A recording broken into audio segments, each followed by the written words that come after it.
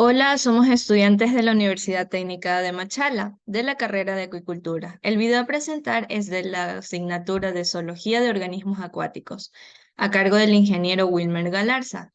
Somos el grupo 2, conformados por Kevin Torres, Naomi Agila, Marcelo Valareso y mi persona, Valesca Arteaga. Hoy hablaremos sobre lo que es el Phylum Arthropoda. Para iniciar, daremos una breve introducción sobre los artrópodos. Los artrópodos han evolucionado para adaptarse a una variedad de hábitats, desarrollando características como exoesqueletos duros y patas articuladas. Estos cambios les han permitido prosperar y convertirse en uno de los grupos de animales más abundantes y diversos en la Tierra. A nivel mundial, los artrópodos de importancia comercial han sido los crustáceos, aunque se utiliza solo cierta parte de ellos, como es en el caso de los camarones, por lo general se usa su cuerpo, aunque dependiendo de distintas gastronomías se utiliza la cabeza para preparar distintos platos. En el caso de las langostas se valora lo que es la cola y por las jaivas y cangrejos se valoran sus tenazas y el territorio en el que habitan. También veremos el objetivo de nuestro proyecto, que es identificar las características y especies más importantes del filo de artrópodos para los ecosistemas. Nuestro objetivo específico es conocer los efectos de las variaciones de salinidad en un cultivo del artrópodo más comercializado e importante para la economía de muchos países, como lo es el conocido camarón blanco del Pacífico o su nombre científico Lithopenus banamei. A continuación, mi compañero Kevin.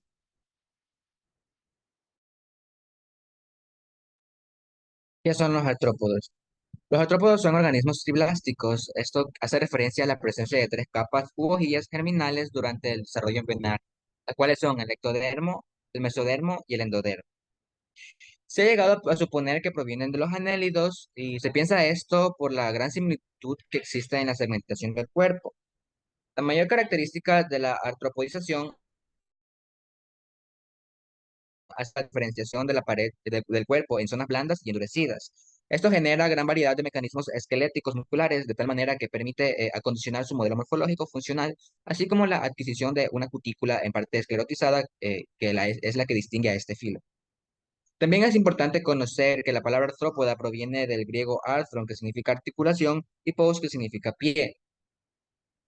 Los cuerpos de los artrópodos se diferencian por tres partes: la cabeza, el tórax y el abdomen. Su exoesqueleto está compuesto por una sustancia llamada quitina, que es un carbohidrato que forma parte del resistente exoesqueleto de los artrópodos. Lo curioso de estos animales es que se desprenden de su exoesqueleto a medida que van creciendo y asimismo producen uno nuevo. Existen algunos artrópodos que son muy pequeños como para tener o necesitar de órganos respiratorios. Los artrópodos acuáticos a menudo tienen branquias o apéndices que tienen más vasos sanguíneos internos que otros órganos. Ocurren como una especialización a la rama dorsal del apéndice torácico en crustáceos y también en vertebrados, como son Helicóptera o escorpiones. Los artrópodos representan el filón de vertebrados con más significado evolutivo, siendo estos los más abundantes en el mundo. El filo artrópoda incluye animales que han tenido gran importancia debido a la colonización de hábitats tanto terrestres, acuáticos y aéreos. A continuación, mi compañero.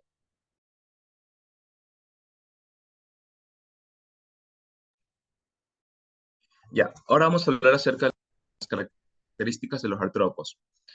Presentan segmentos articulados que constan de varias partes articuladas, apéndices y un exoesqueleto. Los artrópodos tienen un aparato digestivo adaptado a las diferentes estrategias de caza. Dependiendo de si los artrópodos son terrestres o acuáticos, presentan respiración tractiva, ya que han conquistado una variedad de hábitats, desde océanos y sistemas de agua dulce hasta el subsuelo, la superficie terrestre y el aire. Siguiente diapositiva.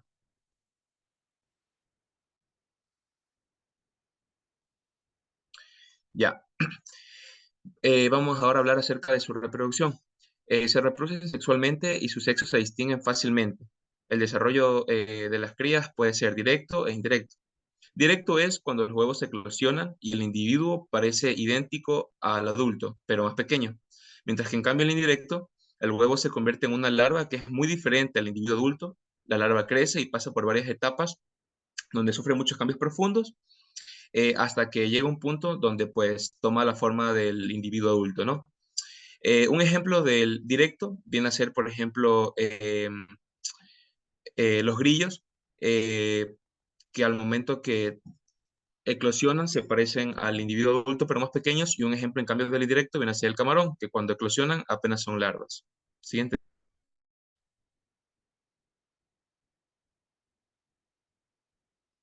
Ya, vamos a hablar de los hexápodos. Los hexápodos son el grupo más numeroso de animales invertebrados. Presentan 3 pares de patas. Ejemplos pueden ser las libélulas, los caballitos del diablo, tijeretas, insectos de palo, saltamontes, mantis y grillos. Siguiente diapositiva. Ya, ahora vamos a hablar de los quelicerados. Los quelicerados presentan 4 pares de patas marchadoras. Los quelicerados son un grupo especial, ya que no tienen, presentan ausencia de antenas y tienen mandíbulas especializadas. Los ejemplos pueden ser escorpiones, ácaros, arañas, vinagretas y opiliones. Siguiente diapositiva. Ya, los miriápodos. Este es el grupo más conocido como el de 100 pies o 1000 pies. Presentan de 9 a 200 pares de patas. Siguiente. Ya, ahora vamos a hablar de los crustáceos. Los crustáceos son uno de los grupos de invertebrados marinos mejor y mayor conocidos. Presentan 5 pares de patas y de ejemplo tenemos a los cangrejos, camarones, langostas, langostinos, entre otros. Sí, vea. Ahora vamos a hablar de los trilobites. Los trilobites fueron los primeros artrópodos que aparecieron en el periodo precámbrico, hace unos 500 a 600 millones de años. Y en el periodo cámbrico se encuentran 2 teorías. Estas dos teorías explican su origen. La primera, que es la teoría articulata, donde explica que el artrópodo primitivo se parecía mucho a un anélido políqueto. Y la teoría ecdidozoa, que explica animales con capacidad de muda, en la que interviene siempre el mecanismo de la hormona ecdisona. Siguiente.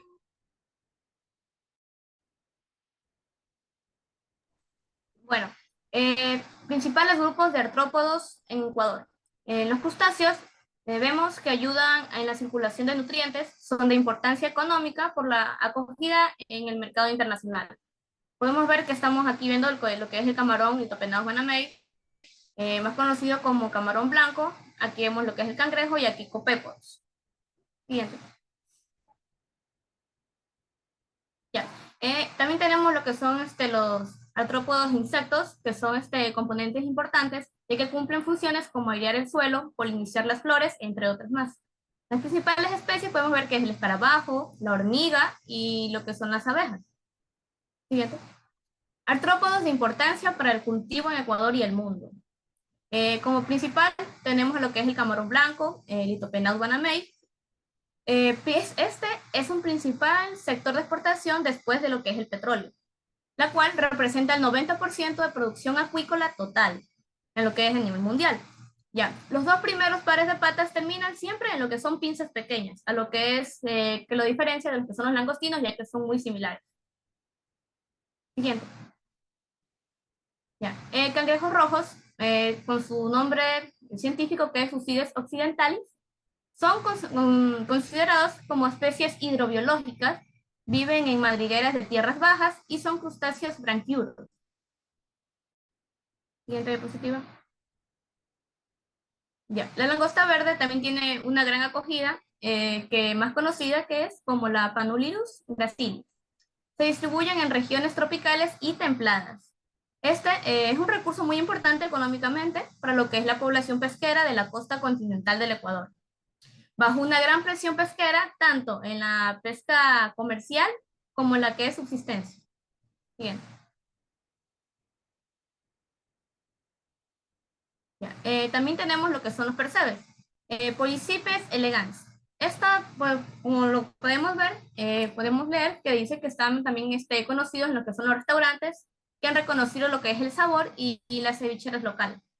Sustituto de alimentos, tienen también muy buenas proteínas, calcio, como yodo, magnesio, potasio, fósforo, selenio, vitamina B12 y lo que es la vitamina 6. Y, y lo que a mucha gente le interesa es lo que tampoco tiene mucha grasa. Siguiente.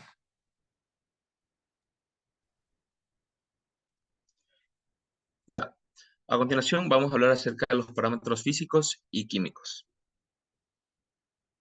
Ya, en los parámetros físicos presentamos lo que es la temperatura, el pH, la turbidez, color, olor y sabor. Mientras que en los parámetros químicos están las sustancias presentes en el agua como nitritos y nitratos. Siguiente. Ya, ahora vamos a hablar acerca de la producción. Como número uno, presentamos a selección de las poslarvas. Aquí nosotros cogemos a las larvas con mejores características biológicas. Luego vamos al recuento, donde nosotros aquí vamos a identificar sobre el peso vivo promedio y el número de especies que se desea cultivar. Luego vamos a hablar acerca de la recepción y aclimatación. Ya, aquí nosotros las larvas que vamos a llevar, las llevamos en un proceso de adaptación y observación. Luego en el punto 4, siguiente diapositiva. Ya. En el punto número 4, una vez que ya se haya observado a estas larvas, ya las llevamos a los estanques para que empiecen el proceso de engorde. En el punto número 5, la alimentación, las alimentamos con una alimentación balanceada, donde puede ser balanceado, microalgas y microorganismos. Y en el punto número 6, una vez que las larvas ya estén en su peso adecuado, empezamos en el proceso de cosecha, donde los camarones se los congelan para que se conserven mejor. Siguiente.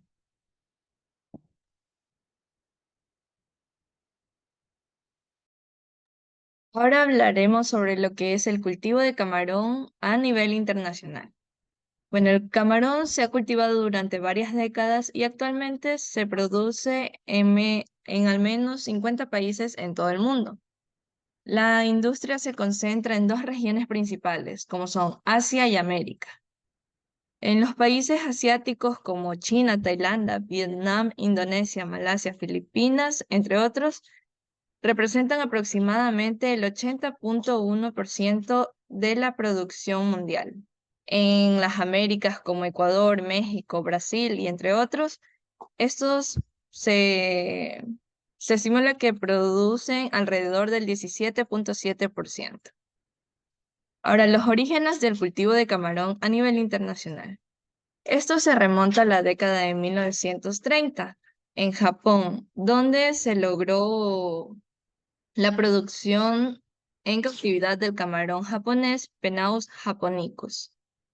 En este caso, él compraba lo que eran las hembras maduras que estaban listas para desovar, las transportaba hasta sus instalaciones donde extraía los huevos y los colocaba en estanques hasta que salían las larvas, a las que se las alimentaba con algas microscópicas y pequeños crustáceos. Ya en la década de los 70, países como Francia, Estados Unidos, China y dominaban las condiciones de cría para muchas especies de camarón económico. En la siguiente vamos a hablar sobre los factores importantes para el cultivo del camarón a nivel internacional. Estos se conoce que hay dos variedades básicas de camarón en el mercado mundial de hoy. Estos son los de aguas frías y los de aguas tropicales. Las granjas camaroneras se sitúan a lo largo de las costas tropicales y subtropicales. Entonces, la selección del sitio donde se debe ubicar la granja es una de las principales consideraciones de manejo en esta industria. Hablaremos también en la siguiente diapositiva sobre el método de cultivo de camarón. En este caso, el método de cría de larvas puede resultar algo costoso para inversionistas pequeños que recién empiezan. Por eso es conveniente iniciar una granja camaronera comprando las poslarvas y juveniles a laboratorios ya instalados para realizar el engorde. Es necesario también de disponer de agua dulce y salada, no contaminadas, así como el lugar debe de ser de fácil acceso también para poder transportar en este caso o realizar lo que es la pesca de juveniles. La temperatura ambiente y del agua de mar debe ser adecuada para el crecimiento de la especie con la que se trabaje. Ahora hablaremos sobre los factores que afectan el cultivo de camarón. Una excesiva evaporación produciría un aumento de salinidad que en valores superiores al 40%. También una gran cantidad de lluvia no solo crea problemas de baja salinidad, sino que también el desborde de los estanques y la ruptura de muros. Las bajas concentraciones de potasio también son un problema, y ocasionalmente también del magnesio, ya que estos pueden afectar negativamente a la supervivencia y el crecimiento del camarón en aguas de baja salinidad. A continuación, mi compañera.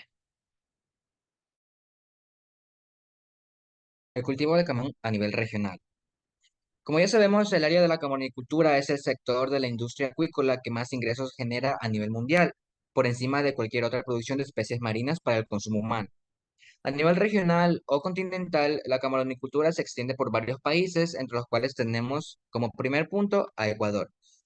En Ecuador, la camaronicultura es la mayor industria de exportación después del petróleo, lo que demuestra la gran importancia de esta industria para la economía de este país. De hecho, en toda la industria de la acuicultura, la cría de camarones representa el 90%. La producción de camarones comenzó a finales de la década del año 1960 y ha crecido exponencialmente desde entonces. A pesar de la enfermedad que se dio finalizando el siglo pasado, provocada por el virus de la mancha blanca, que afectó a la producción, la industria sigue funcionando bien. Ahora los cultivos a bajas salinidades en el país ecuatoriano empiezan a crecer cada vez más. La especie Lithopeneus banamei se puede cultivar con éxito a bajos rangos, en estanques costeros salinidades variantes entre 1 y 40 partes por millón, aunque por encima de los 5 ppm de salinidad de producción es mejor. La mayoría de los acuicultores prefieren una salinidad entre los 20 y 25 ppm, y la salinidad mínima para producir más de 18 toneladas por hectárea es de 4 partes por mil. Se da preferencia a las producciones con salinidad de 4 partes por mil o superior para lograr un alto rendimiento sin contratiempos, ya que cuando se siembra a baja tasa de salinidad, este problema de deficiencia de minerales presentes en el agua. Tenemos también a México. El cultivo de camarón en México se remonta al año 1960 y en la década de 1970 era el mayor exportador de camarón frente al país vecino de los Estados Unidos. Las regiones más productivas son Sinaloa, Sonora y Nayarit. Hoy México representa el 3.2% de la producción mundial de camarón y el 20% de la producción a nivel continental. No obstante, se sabe que el país mexicano ha estado sufriendo brotes de virus que afectan a la especie, lo que resulta en una disminución de las exportaciones. Entre sus fortalezas destaca una ubicación geográfica clave como la de ser vecino de los Estados Unidos, un importante importador también de camarón. Además, el país mexicano cuenta con vastas áreas costeras que brindan una fuerte capacidad de producción. El Topenaje Bonamey es uno de los camarones más estudiados porque es compatible con muchas pesquerías comerciales y es la especie cultivada más importante a lo largo de la costa del Pacífico Oriental y partes de Asia, ya que existen características como los bajos requerimientos de proteínas. Tienen un crecimiento y viabilidad aceptables a altas densidades de cultivo.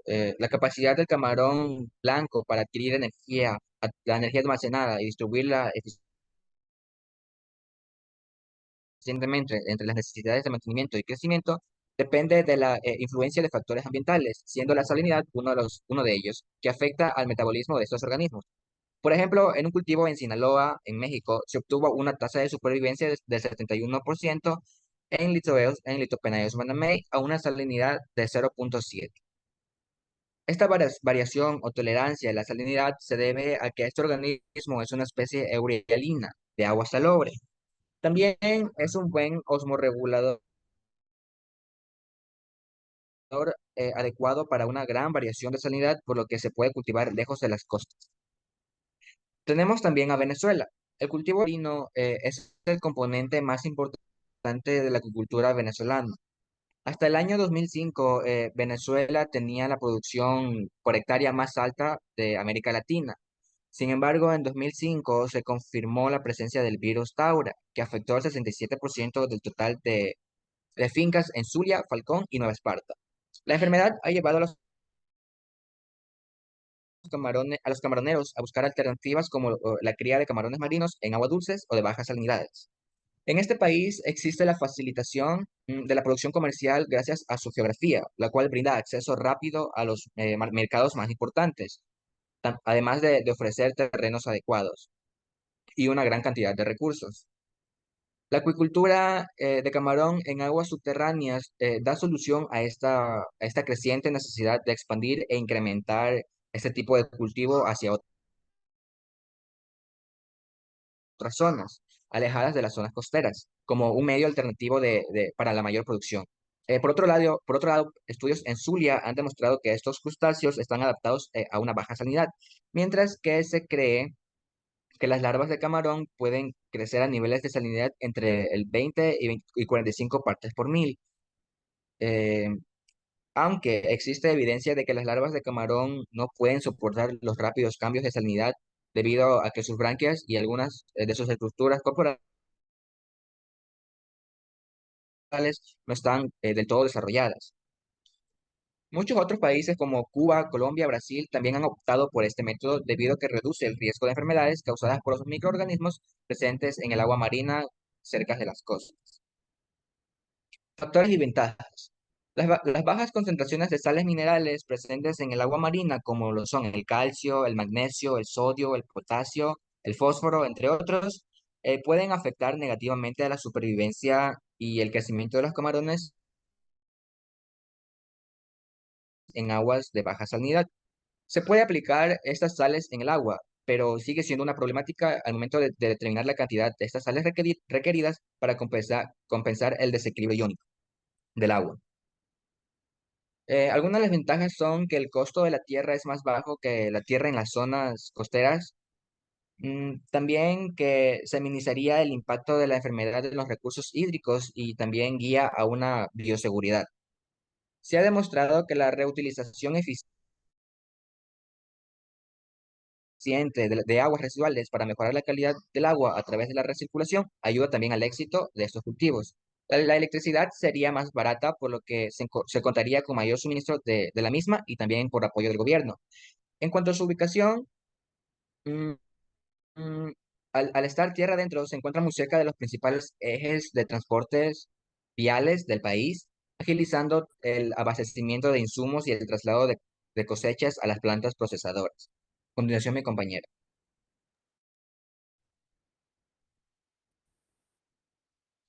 Cultivo de camarón a nivel nacional. En Ecuador, el cultivo de camarones de baja salinidad se ha expandido mucho y se deben implementar estrategias que permitan a los organismos obtener los iones que necesitan para su normal desarrollo. Es una especie euralina y eurotérmica que tolera la salinidad y la temperatura del agua. Sin embargo, el aumento en el cultivo de camarón de agua dulce es una actividad que está aumentando cada vez mucho más. Siguiente diapositiva, por favor.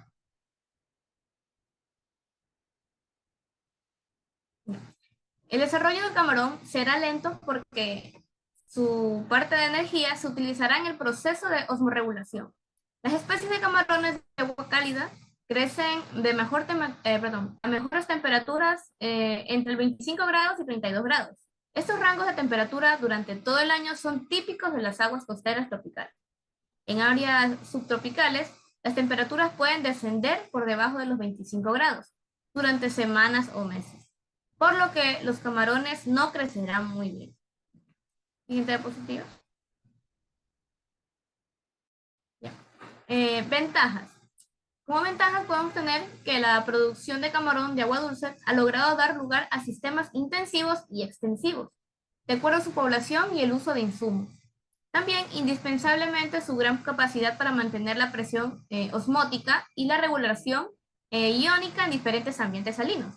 El Lithopenau hanamei puede vivir en aguas con salinidad entre 0.5 y 60 ppt. Los suplementos nutricionales pueden ser más efectivos y económicos para agregar lo que son los minerales del agua. Siguiente diapositiva. Y por último podemos tener como lo que son las desventajas. Como primero podemos ver que lo que es la baja producción, porque la cantidad de alimento natural en los estanques es muy limitada. También el número de organismos por metros cuadrados nunca superará los 4, aunque su alimento sea preparado. También los animales acuáticos pueden compensar los desequilibrios de sal, gracias a la presión osmótica creada por su cuerpo. A continuación, mi compañero Sebastián.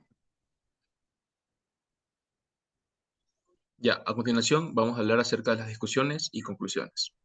Uno de los mayores problemas en la camaraticultura en el Ecuador y en el mundo son las apariciones de enfermedades. Las principales enfermedades son causadas por bacterias, principalmente por Vibrio spp. Por otra parte, los productores, con el afán de salvar la producción, buscan opciones o métodos no preventivos, utilizando químicos al azar, con lo cual las bacterias patógenas con el tiempo generan resistencia. Por esta razón, hoy en día se están tomando medidas ecológicas para erradicar el uso de estos químicos en el cultivo del camarón blanco, utilizando como alternativa eh, eh, el uso de productos de origen natural. Siguiente.